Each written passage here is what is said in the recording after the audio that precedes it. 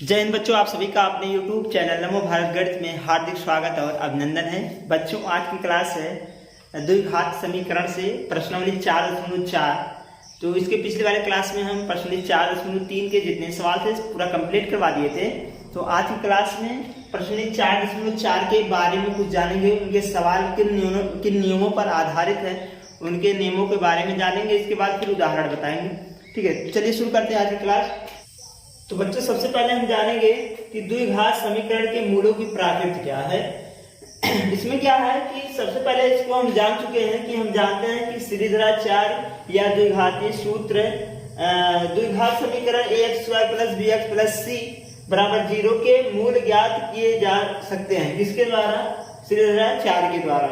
जो कि ये सूत्र है x = -b + -√b² - 4ac/2a। ये क्या है? श्रीधराचार्य या द्विघातीय सूत्र का ये सूत्र है। ठीक है ना। तो सबसे पहले इसमें हम जानते हैं कि जब इसके पिछले वाले क्लास में हम इसका प्रयोग करते हुए द्विघातीय सूत्र को हल किए थे तो हमको 3 घटनाएं प्राप्त हुई। उसको हमने लिखा है कि इस नियम से मूलों को ज्ञात करने में 3 घटनाएं सामने आई हैं। कि क्या क्या घटनाएं आई हैं? पहला घटना ये आया है कि यदि b² - 4ac b² - 4ac का अगर मान निकाला जाए और वह बड़ा हो जाए किससे? 0 से। b² - 4ac को हम क्या बोलते हैं? विविक्तर बोलते हैं। क्या बोलते हैं? b² - 4ac को हम बोलते हैं विविक्तर। क्या बोलते हैं? विविक्तर बोलते हैं, जिसे हम लिखते हैं कैपिटल D से। इसी को b² - 4ac को हम क्या बोलते हैं? विविक्तर बोलते हैं, और जिसे हम लिखते हैं कैपिटल D से।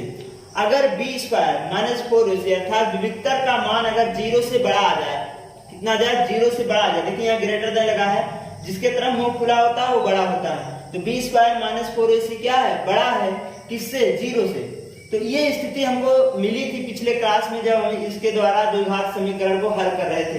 तो अगर ये स्थिति आती है b² - 4ac बड़ा हो किससे? 0 से, तब 2 मूल प्राप्त होंगे। 2 मूल प्राप्त होंगे जो कि क्या रहेंगी? वास्तविक संख्याएं होंगी। क्या हो सकते हैं? अब यहां से देखिए x = -b + -√b² - 4ac/2a। यहाँ लिखा है एक बार प्लस एक बार माइनस, तो उसी को हमने लिखा एक बार x का मान प्लस वाले पे आएगा, एक बार उसी x का मान यहाँ पर माइनस वाले पे आएगा। 2 काल्पनिक जो है वास्तविक संख्याएं आएंगी। 2 वास्तविक संख्याएं आएंगी। एक तो x1 बराबर इस रूप में और दूसरा x2 बराबर इस रूप में, एक बार प्लस के रूप में एक बार माइनस के रूप में, जो कि ये वास्तविक संख्याएं होंगी, दोनों अलग अलग होंगी। अब दूसरी घटनाएं क्या आती हैं कि यदि b² - 4ac बराबर 0 हो, मतलब b² - 4ac अर्थात विविक्तर का मान d का मान अगर 0 के बराबर आ जाए, किसके बराबर? 0 के बराबर आ जाए, तब दोनों मूल वास्तविक होती हैं। क्या होती हैं? दोनों मूल वास्तविक होती हैं तथा दोनों बराबर होंगे। दोनों मूल जो आएंगे वास्तविक होंगी, लेकिन क्या होंगी? दोनों बराबर होंगी। जैसे 2 2 4 4 6 6 जैसे जो आ जाए। ठीक है, जैसे यहां से अगर हम देखें b² - 4ac बराबर 0, इसका मान क्या कह रहा है? 0 के बराबर आ जाए। अगर यहाँ हम 0 रख दें तो हमारा क्या बचेगा? -b/2a बचेगा। तो इसी को हमने लिखा है x = -b/2a। क्यों? क्योंकि इतने का मान क्या है? 0 के बराबर है, तो -b/2a हो जाएगा। अब x बराबर इसके स्थान पर कितने? 2 मूल, क्योंकि द्विघात समीकरण है इसलिए इनके 2 मूल आने ही आने हैं। तो x बराबर क्या हो जाएगा? -b/2a ठीक है, सेम आएंगे। तो ये दोनों क्या हो जाएंगे? इनके मूल हो जाएंगे। क्लियर? अब अगला देखते हैं कि यदि b² - 4ac का मान छोटा हो जाए, इससे 0 से, अर्थात विविक्तर का मान d का मान अगर 0 से छोटा आ जाए तो क्या होता है? तब दोनों मूल काल्पनिक होंगी। क्या होंगी? दोनों मूल काल्पनिक होंगी, जो द्विघात समीकरण का कोई मूल नहीं प्राप्त होगा। क्या होगा? द्विघात समीकरण का कोई मूल प्राप्त नहीं होगा। ऐसे कंडीशन में हम पिछली बार हल कर चुके हैं। अगर अंडर रूट के अंदर माइनस में संख्या आती है, अंडर रूट के अंदर में अगर माइनस में संख्या आ जाती है तो हम यहाँ कह देते थे कि किसी पूर्ण वर्ग संख्या का जो है वो ऋणात्मक मान नहीं होता है, जो कि इसका कोई वास्तविक मूल नहीं है, जो कि ये घटनाएं उसे बताती हैं। ठीक है ना। अब यहां से देखते हैं, ये हमारा 3 घटनाएं थी, पहला, दूसरा और तीसरा। उसी को हम अगर नोट पॉइंट में लिख दें तो पहला घटनाएं हमारी क्या है कि b² माइनस 4ac का मान बड़ा हो किससे, 0। यदि पहला कंडीशन क्या है कि यदि b² माइनस 4ac बड़ा हो किससे, 0 से हो, तो क्या होगी कि उनके दो काल्पनिक मान, दो वास्तविक, दो भिन्न भिन्न या अलग अलग वास्तविक, दो अलग अलग वास्तविक मूल होंगे। ठीक है, ये हो जाएगा। पहला कंडीशन क्या है, यदि b² माइनस 4ac क्या हो, बड़ा हो किससे, 0 से हो तो दो भिन्न मूल, दो भिन्न वास्तविक मूल होंगे, दो भिन्न भिन्न अलग अलग वास्तविक मूल होंगे। दूसरा कंडीशन क्या कहता है कि यदि b² माइनस 4ac क्या हो जाए, बराबर हो जाए किससे, 0 के बराबर हो जाए, हो तो दो मूल क्या होंगे, दो वास्तविक मूल बराबर बराबर होंगे। तो दो वास्तविक मूल या दो बराबर बराबर वास्तविक मूल होंगे, ऐसे लिख देते हैं, दो बराबर बराबर वास्तविक मूल होंगे। क्या होंगे, दो बराबर बराबर वास्तविक मूल होंगे। तीसरा कंडीशन क्या कहता है कि यदि b² माइनस 4ac क्या हो, छोटा हो जाए किससे, छोटा हो जाए, 0 से, अर्थात माइनस में आ जाए मान, b² माइनस 4ac का मान किस में आ जाए, माइनस के रूप में आ जाए, हो तो क्या होगा, कोई वास्तविक मूल नहीं होगा, तो कोई वास्तविक मूल नहीं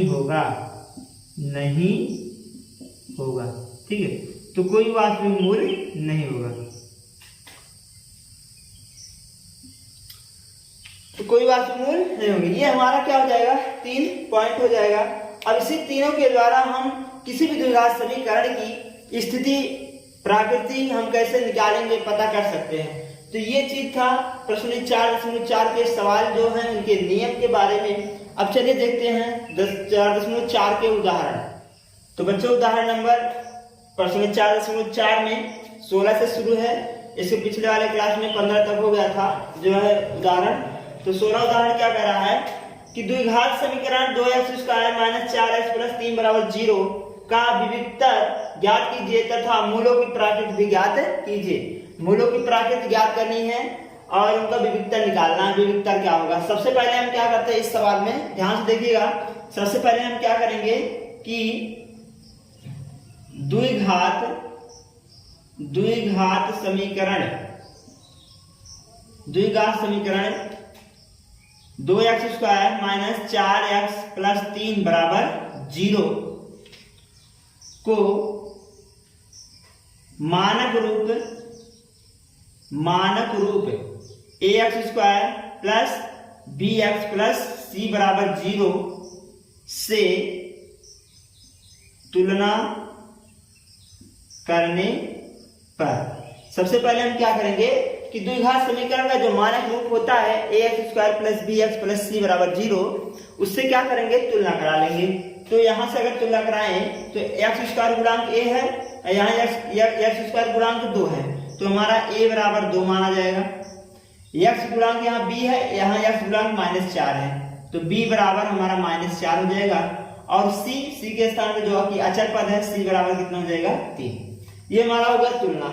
अब क्या करेंगे हम, विविक्तर के लिए हमने बताया था विविक्तर किसे कहते हैं, b² माइनस 4ac, इसी को क्या कहते हैं, विविक्तर कहते हैं। तो विविक्तर क्या है,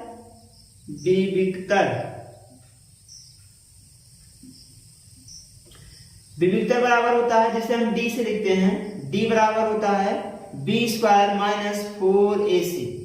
विविक्तर ज्ञात कीजिए। पहले हम विविक्तर निकालेंगे। b का मान कितना है, -4 है, तो -4 का वर्ग हो जाएगा। -4 गुणे a की वैल्यू कितना है, 2 है, c की वैल्यू कितना है, 3 है, तो 4 का वर्ग करेंगे 16 होगा, और ये हो जाएगा 4 दूनी 8 और 8 त्रिक 24 हो जाएगा। ठीक, कितना हो जाएगा, 24। अब इसमें 24 में से 16 घटा दीजिए, माइनस में से घटा रहे तो माइनस का निशान लगा दीजिए। 24 में से 16 को घटाओगे तो आएगा कितना, 8 आएगा। कितना आएगा, 8, तो आ गया ये माइनस में 8।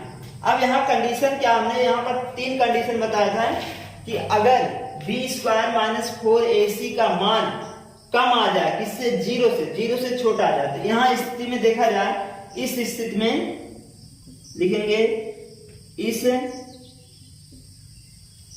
स्थिति में b² - 4ac का मान क्या है, छोटा है। किससे छोटा है, 0 से क्या है, छोटा है। इस स्थिति में b² - 4ac का मान क्या है, 0 से छोटा है, मतलब -8 से छोटा है। कौन, -8 क्या है, छोटा है, किससे, 0 से। तब इस कंडीशन में क्या होता है कि इस द्विघात समीकरण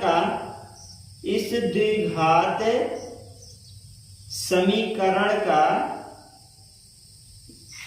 कोई वास्तविक मूल नहीं होगा। ठीक, तो इसकी क्या हो जाएगी, ये इसकी क्या हो जाएगी, प्राकृत हो जाएगी कि इसकी कोई वास्तविक मूल नहीं है। तो हम इस प्रकार से इस क्वेश्चन को हल करेंगे। तो चलिए अगला उदाहरण देते हैं, उदाहरण नंबर 17। तो उदाहरण नंबर 17 है, फिर है 13 मीटर व्यास वाले एक वृत्ताकार पार्क की परिसीमा। 13 मीटर व्यास है, एक वृत्त है, उसकी परिसीमा मतलब बाहरी सीमा पर के एक बिंदु पर एक खंभा इस प्रकार से गाड़ना है कि इस पार्क के एक व्यास के दोनों अंत बिंदुओं पर, व्यास के दोनों अंत, व्यास ये हमारा क्या है, यहाँ से a और b क्या है, व्यास है, और इसका ये दोनों क्या है, अंत बिंदु है।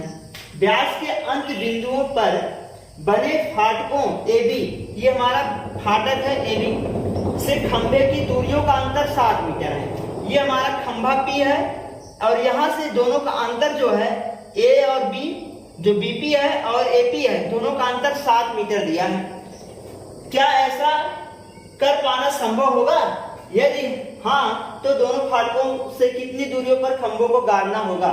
तो कह रहा है कि दोनों फाटक हैं A और B, कितने दूरी पर इस खंभे को गाड़ा जाए, P वाले को, ये दोनों क्या हो जाए, कितने दूरी पर गाड़ा जाए, ये पूछ रहा है। ठीक है ना, तो ये चित्र क्वेश्चन में दे दिया है, चित्र दे दिया है। अगर नहीं दिया हो तो आप ड्रा कर सकते हैं, बना सकते हैं इसको। तो चलिए इसको सॉल्व करते हैं हम।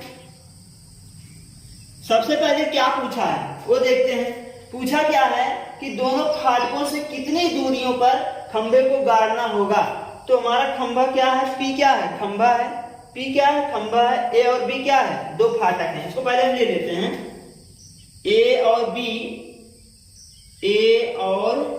B दो फाटक हैं, दो फाटक हैं, तथा P एक खंभा है, एक खंभा है। ठीक है, ये हो जाएगा क्लियर। अब यहां से देखते हैं, और A और B के बीच की दूरी दिया है, दोनों फाटकों के बीच की दूरी, दोनों फाटकों के बीच की दूरी जिसे हम कहेंगे AB। AB की वैल्यू दिया है 13 मीटर। कितना दिया है, 13 मीटर। ये इतना चीज दे दिया है। अब हम लिखेंगे जो हमको पूछा, क्या पूछा है, कह रहा है दोनों फाटकों से खंभे की दूरियां बताइए, और लेकिन दोनों फाटकों से खंभों की दूरियां जो है वो 7 मीटर दिया है, अंतर दिया 7 मीटर। हम किसी एक का मान लेते हैं, जैसे मान लीजिए एक खंभा ये है, एक खंभा ये है। अगर A और B दोनों खंभे हैं, और A और B दोनों फाटक हैं, और P हमारा खंभा है, दोनों का अंतर 7 दिया है। कितना दिया है, 7 मीटर। अगर हम एक का मतलब मान लेते हैं कि A और P, A से लेकर P की दूरी अगर x मान लें, तो ये दोनों का अंतर तो हमारा 7 पहले से है, तो इसके मतलब क्या हो जाएगा, x माइनस 7 हो जाएगा। कितना हो जाएगा, x माइनस 7। दोनों खंभों का अंतर कर दीजिए तो हमारा ये b वाले की दूरी आ जाएगी। ठीक है, चलिए करते हैं। यही चीज यहां पर लिखेंगे, माना खंभे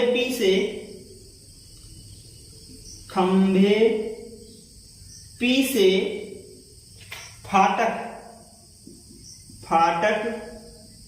A के बीच की दूरी मान लेते हैं x मीटर, तथा तब प्रश्न के अनुसार क्या कर रहा है कि दोनों दूरियों का अंतर कितना है, 7 मीटर है। तब खंभे P से, प्रश्न के अनुसार खंभे P से फाटक B के बीच की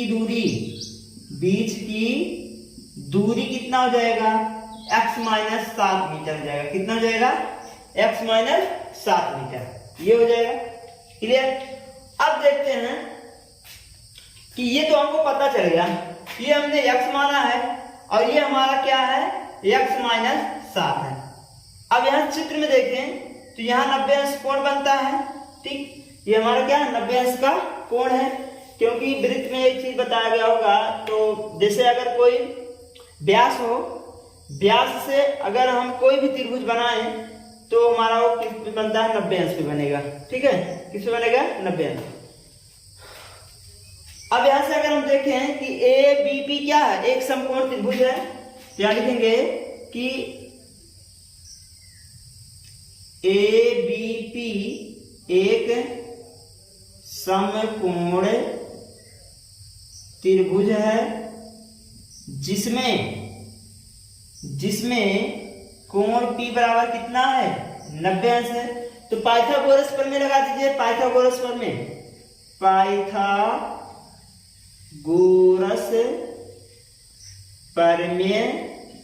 से पाइथागोरस प्रमेय पता होगा क्या होता है, b स्क्वायर, लिख लीजिए x बराबर, सॉरी पाइथागोरस प्रमेय लगाइए, कर्ण का वर्ग बराबर लंब का वर्ग और प्लस आधार का वर्ग, यही तो होता है। अब यहाँ देखिए कर्ण क्या है, 90 के सामने का कर्ण होता है, तो 90 के सामने का भुजा कौन है, AB है, तो यहाँ लिखेंगे AB का वर्ग। लंब हमारा कौन होगा, ये हमारा लंब है, लंब क्या है, BP है, यहाँ लिखेंगे BP का वर्ग प्लस आधार हमारा ये है जो कि है AP, तो लिखेंगे AP का वर्ग। सबका मान रख देते हैं, AB का मान 13 है, तो 13 का वर्ग बराबर BP का मान कितना है, x माइनस 7 है, तो x माइनस 7 का वर्ग प्लस AP का मान कितना है, x है, तो यहाँ रखेंगे x का वर्ग। सॉल्व कर लीजिए, 13 तरह 169 होता है, 13 का वर्ग करेंगे, इसका a माइनस b का होल वर्ग खोल देंगे, a का वर्ग प्लस b का वर्ग 49 हो जाएगा, 7 का वर्ग, a का वर्ग प्लस b का वर्ग माइनस 2ab, तो हो जाएगा 14x प्लस x का स्क्वायर। इनको हम यहाँ पक्षांतर कर देते हैं, तो हमारा हो जाएगा x स्क्वायर और यहाँ से x स्क्वायर 2x स्क्वायर हो जाएगा और माइनस 14x प्लस 49 और ये इधर आया माइनस हो गया 169 बराबर कितना हो गया 0। इसको थोड़ा और सॉल्व कर ले तो यहां से देखते हैं, आगे देखते हैं, ये हो जाएगा 2x स्क्वायर माइनस 14x और 169 में से 49 घटा दीजिए तो आ जाएगा 110, कितना हो जाएगा 120 हो जाएगा, माइनस 120 बराबर 0। 9 में से 9 गया 0, 6 में से 4 गया 2, 1, तो आ गया कितना है 120। 2 इसमें भी है, 2 इसमें भी है, 2 इसमें भी है, 2 हम ले रहे हैं कॉमन, यहाँ बचेगा x स्क्वायर, 2 7 14 7x और यहाँ अगर 2 कॉमन लें तो 2 6 12 7 बचेगा बराबर 0। 2 से भाग करेंगे 0 में 0 बन जाएगा तो आएगा x square minus 7x minus 7 बराबर 0। ये हमारा क्या बन गया, द्विघात समीकरण बन गया। अब हम तुलना करा लेंगे किससे, ax square plus bx plus c बराबर 0 से तुलना करने पर। अब जब तुलना कराएंगे तो हमारा जो a का मान होगा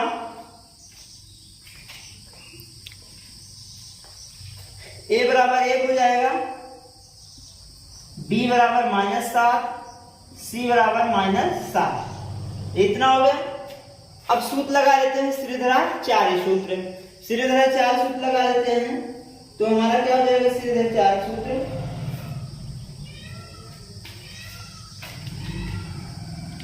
x बराबर -b plus minus under root b square minus 4ac upon 2a।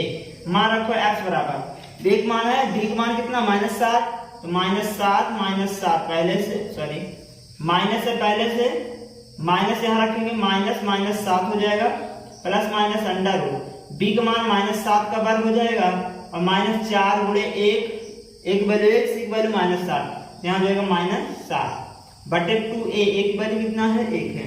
तो x बराबर हो जाएगा 7 माइनस माइनस प्लस 7 हो जाएगा, और ये हो जाएगा प्लस माइनस अंडर रूट 7 7 49 होता है, और माइनस माइनस प्लस हो जाएगा, और 4 0 0 और 4 6 24, कितना हो जाएगा 240 बटे कितना 2।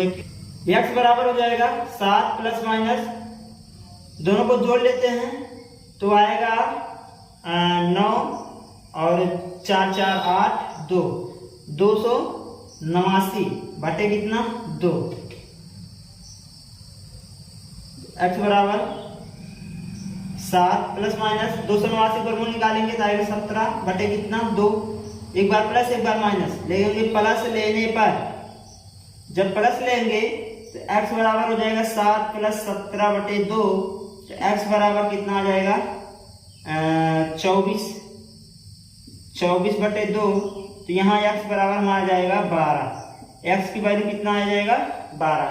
अब की बार क्या लेंगे, माइनस लेने पर, क्या लेने पर, माइनस लेने पर। थोड़ा इसको मिटा देते हैं, जगह कम है इसलिए इसको हम मिटा दे रहे हैं। अब की बार क्या लेंगे, माइनस लेने पर, माइनस वाला जब लेंगे तो x बराबर हो जाएगा -7 माइनस 17 बटे कितना 2, तो x बराबर हो जाएगा -10 बटे 2, तो यहाँ से x वैल्यू आ जाएगा -5, जो कि ये हमारा -5 क्या हो जाएगा, दूरियां कभी ऋणात्मक नहीं होती हैं, इसलिए -5 को क्या कर देंगे, छोड़ देंगे। कौन सा लेंगे, x बराबर 12, तो यहाँ लेंगे x बराबर 12 पर, x बराबर 12 पर हमने क्या माना था, x a और b के बीच की दूरियां माने थे, किसके, a और b के बीच की दूरी, a से p से फाटक a के बीच की दूरियां माना था। तो लिखेंगे a से, या लिख ले p से a के बीच की दूरी कितना आया, 12 मीटर आया, और दूसरा खंभा P से B के बीच की दूरी क्या माने थे, x -7 माने थे, और x की वैल्यू कितना आया, 12 - 7 करेंगे तो आएगा कितना, 7 5 12 5 मीटर आ जाएगा। तो एक आया है 12 मीटर, दूसरा आएगा 5 मीटर, तो ये हमारा क्या हो जाएगा, आंसर हो जाएगा। तो ये क्या है, संभव है, यहाँ जो बोला है संभव है कि नहीं, तो संभव होगा। ठीक है, तो बच्चों इस उदाहरण को हम इस प्रकार से हल करेंगे। तो अगला उदाहरण देखते हैं, उदाहरण नंबर 18। तो बच्चों ये उदाहरण नंबर 18 है, इसमें क्या रहा है, द्विघात समीकरण 3x² - 2x + 1/3 = 0 का विविक्तर ज्ञात कीजिए तथा इनके मूलों की प्राकृत भी ज्ञात कीजिए। इनके मूलों की प्राकृत निकालनी है, और यदि वो वास्तविक हो तो उन्हें भी ज्ञात कीजिए, उनके मूल क्या क्या है उसको भी ज्ञात करनी है। तो सबसे पहले हम द्विघात समीकरण को थोड़ा सॉल्व कर लेते हैं। 3x² - 2x + 1/3 = 0। अगर इसको हम सॉल्व करें तो 3 हम क्या ले रहे हैं, एलसीएम ले रहे हैं, तो 3 को गुणा इसमें करेंगे तो 3 3 का 9x² हो जाएगा, 3 दूनी 6x हो जाएगा, प्लस 1 हो जाएगा बराबर 0। 3 गुणा 0 में कर देंगे तो हो जाएगा 9x² - 6x + 1 = 0। ये हमारा द्विघात समीकरण बन गया। अब हम तुलना कराएंगे किससे, ax square plus bx plus c बराबर 0 से तुलना करने पर तुलना करा लीजिए। a की वैल्यू कितना आएगा 9, b की वैल्यू कितना आएगा -6, c की वैल्यू कितना आएगा 1। सूत्र लगा लीजिए x बराबर पहले पूछा क्या विविक्तर ज्ञात करना है, तो विविक्तर लिख लीजिए। विविक्तर हो जाएगा d बराबर b स्क्वायर माइनस 4ac। निकाल लीजिए b की वैल्यू कितना है -6 का वर्ग कर दो, c की वैल्यू 4 गुणे a की वैल्यू कितना है 9 और c की वैल्यू कितना है 1, 6 36 होता है और ये कितना हो जाएगा 4 9 36, ये हमारा कितना आ गया 0। इसके मतलब b स्क्वायर माइनस 4ac की जो मान आया है किसके बराबर है 0 के बराबर है। इस स्थिति में क्या होता है, इस स्थिति में द्विघात समीकरण के दो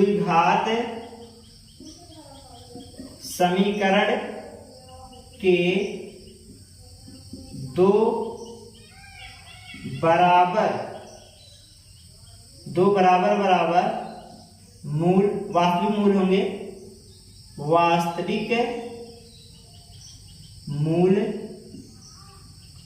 होंगे, ठीक है। हमने क्या किया कि इस स्थिति में द्विघात समीकरण के बराबर वास्तविक मूल होंगे। क्या होते हैं इस स्थिति में जब b स्क्वायर माइनस 4ac का मान 0 आता है तब दो द्विघात समीकरण के जो मूल होते हैं दोनों सेम आते हैं। अब कह रहा मूल भी ज्ञात कीजिए, ये तो प्राकृत हो गया। अब कह रहा मूल ज्ञात कीजिए, इन्हें ज्ञात कीजिए। मूल क्या होगा, तो यहां से निकाल लीजिए x बराबर -b plus minus under root b square minus 4ac upon 2a। यहां से निकाल लीजिए x बराबर, अब यहां से देखिए b स्क्वायर माइनस 4ac का मान कितना आया है 0 आया है, तो यहाँ हम रख दे 0 और b की वैल्यू कितना -6, तो यहाँ रख दे रहे -6 प्लस माइनस अंडर रूट 0 हो जाएगा और बटे कितना 2 गुणे a की वैल्यू कितना है 9 है, तो यहाँ रखेंगे 9। तो x बराबर हमारा कितना आ जाएगा -6 और बटे कितना हो जाएगा यहाँ पर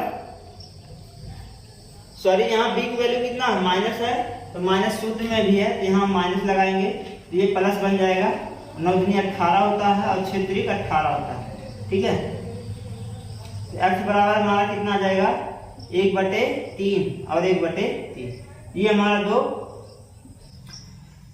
हमारे x के दो बराबर मूल हो गए 1/3 और 1/3, ठीक है।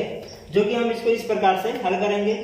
प्रश्न 4.4 का ये उदाहरण नंबर 18 था।